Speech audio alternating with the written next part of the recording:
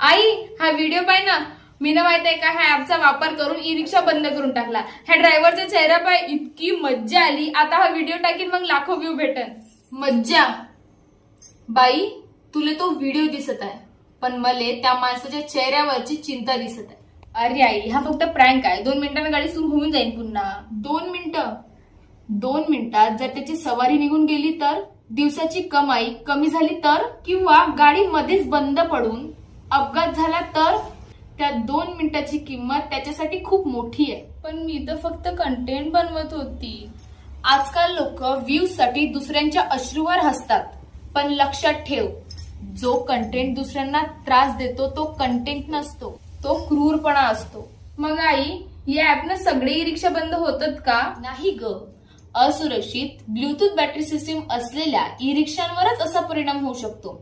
पण एक जरी माणूस त्रासला तरी ते चुकीचंच ना. मला वाटलं होतं की लोक हसतील, पण आता कळलं, कोणाच्या मेहनतीची थट्टा करून मिळालेले व्ह्यूज कधीच अभिमानाचे नसतात. बरोबर, एका क्लिकमुळे कोणाचं मनोरंजन होऊ शकतं, पण दुसऱ्याचं नुकसानही होऊ शकतं.